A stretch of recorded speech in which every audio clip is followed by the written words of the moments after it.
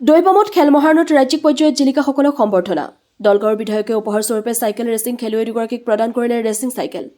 দলগাঁৱৰ বিধায়কৰ এই উপহাৰ সাদৰেৰে গ্ৰহণ খেলুৱৈসকলৰ দৰঙৰ দলগাঁও বিধানসভা সমষ্টিৰ পৰা এইবেলি অসম চৰকাৰৰ অভিলাষী আঁচনি খেল মহাৰণত বৃহত্তৰ দৈপাম অঞ্চলৰ পৰা চাইকেল ৰেচত ৰাজ্যিক পৰ্যায়লৈ বাছনিকৃত দৈপামৰ সুসন্তান ক্ৰমে কবিৰত্ন মুবাৰক আলী মধ্য ইংৰাজী বিদ্যালয়ৰ অষ্টম শ্ৰেণীৰ আজিৰণ নেছা আৰু চুলতানা পাৰবিনসহ ফুটবল খেলত জিলিকা আদৰ্শ বিদ্যালয় বেছিমাৰী ছাত্ৰ হাছনাইন ৰেজা বেছিমাৰী উচ্চতৰ মাধ্যমিক বিদ্যালয়ৰ পৰা কাবাডী খেলত জিলিকা ছালমা চুলতানা দৌৰ খেলত জিলিকা মহম্মদ আলী মডেল একাডেমীৰ ছাত্ৰ মানিকুল ইছলামক সম্বৰ্ধনা জ্ঞাপন কৰে চাইকেল ৰেচত জিলিকি উঠা প্ৰতিজনক দলগাঁৱৰ বিধায়কে উপহাৰস্বৰূপে একোখনকৈ ৰেচিং চাইকেল প্ৰদান কৰে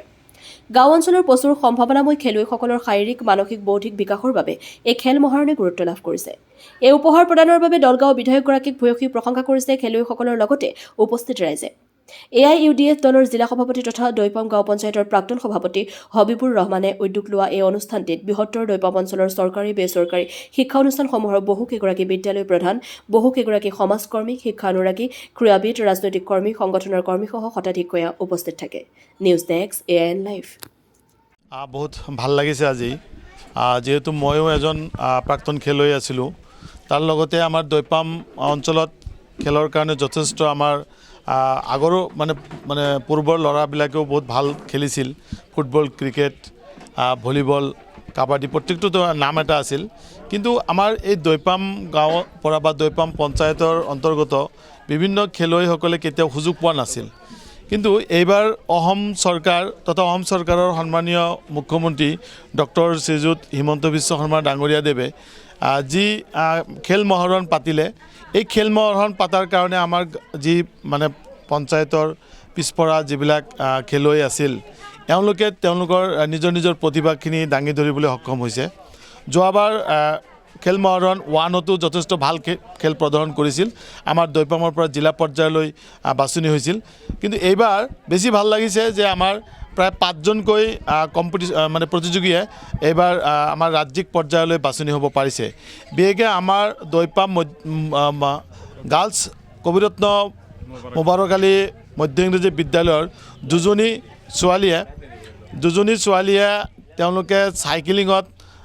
দৰং জিলাৰ পৰা দ্বিতীয় আৰু তৃতীয় স্থান গ্ৰহণ কৰি তেওঁলোকে ৰাজ্যিক পৰ্যায়লৈ যাবলৈ সক্ষম হৈছে আৰু ফুটবলত হাছনাইন ৰেজা নামৰ এজন ল'ৰা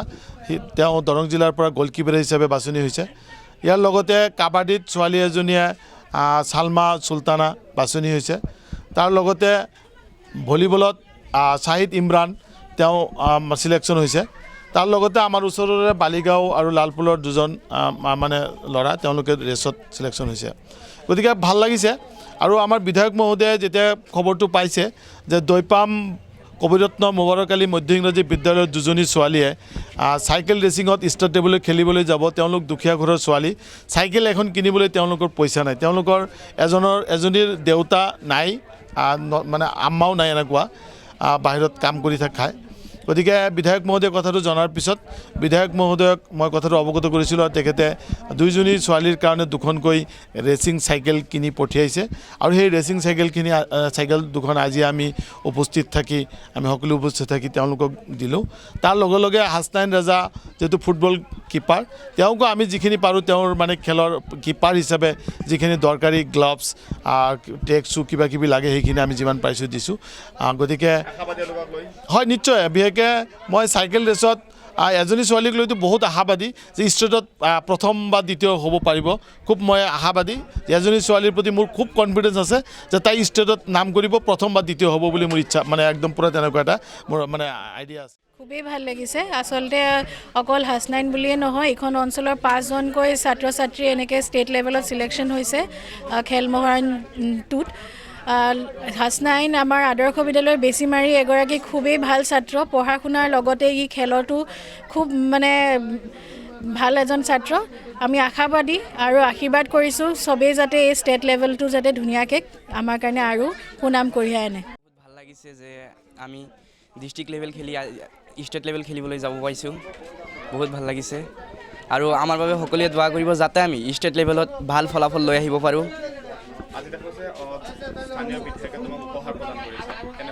বহুত ভাল লাগিছে বহুত ধন্যবাদ জনাইছোঁ আৰু মোক এই ফুটবল জগতত অনাৰ মূল ব্যক্তিগৰাকী হৈছে মোৰ মৰমৰ দাদা হবিবুৰ ৰহমান ডাঙৰীয়া। তেখেতে মোক এইখন ফুটবল জগতত আনিছে আৰু DSৰ সমূহ কৃতিকক্ষই আমাক বহুত সহায় কৰিছে, কেনেকৈ খেলিব লাগে অনুভৱী দিছে, ভালদৰে খেলিব লাগে কেনেকৈ, এইখিনি। খুবেই সুখী আমি আজি যে যিহেতু আমাৰ এই অঞ্চলৰ বহুকেইজন ছাত্ৰ ছাত্ৰীয়ে আমাৰ ৰাজ্যিক পৰ্যায়ত স্থান পাইছে, ৰাজ্যিক পৰ্যায়ত খেলিব। গতিকে মই মহম্মদ আলী মডাৰ্ণ একাডেমীৰ আমাৰ যিখন বিদ্যালয়, আমাৰ সেইখন বিদ্যালয়ৰ পৰাও মণিকুল ইছলাম নামৰ ছাত্ৰগৰাকীয়ে ৰাজ্যিক পৰ্যায়ত দৌৰ বিধিছে খেলিব। গতিকে আমি তেওঁ পঢ়া শুনাটো ভাল আৰু খেলা ধূলাত ভাল। গতিকে আমি অনুভৱ কৰিছোঁ যে আমাক গোটেইখিনি ছাত্ৰ ছাত্ৰীয়ে ৰাজ্যিক পৰ্যায়ত এখন ভাল স্থান গ্ৰহণ কৰক। আজি খুবই ভাল লাগিছে যে আমাৰ অসম চৰকাৰে এই খেল মহাৰণ পতাৰ কাৰণে আমাৰ নিচিনা দুৰ্ভগীয়া বিদ্যালয়ৰ দুৰ্ভগীয়া বুলি এই কাৰণেই কৈছোঁ যে আমাৰ স্কুলৰ বৰ্তমান আন্তঃগাঁথনি নাই। আমাৰ 2021 চনৰ 5 ফেব্ৰুৱাৰী যদিও টিউটৰ হিচাপে নিযুক্তি দিছিল, 7জন শিক্ষক আমি আছিলোঁ, তাৰ মাজত মাত্ৰ 4জন শিক্ষকক টিউটৰ হিচাপে নিযুক্তি দিছে। গতিকে আমাৰ স্কুলত আন্তঃগাঁথনি নাই বুলিয়ে ক'লেও ভুল নহ'ব। বহুত অসুবিধাৰ মাজেৰে আমি পাঠদান দি আছোঁ। যিয়ে নহওক তথাপিও আমাৰ এইখন বিদ্যালয়ৰ দুজনী ছোৱালী ৰাজ্যিক পৰ্যায়ত চাইকেল ৰেচত বাছনি হোৱাৰ কাৰণে আমি খুবেই আনন্দিত আৰু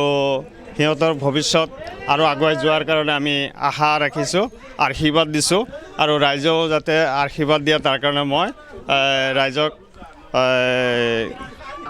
আহ্বান কৰিছোঁ। যিকোনো খবৰ আৰু বিজ্ঞাপনৰ বাবে যোগাযোগ কৰক 7896121996 লগতে 7002537271।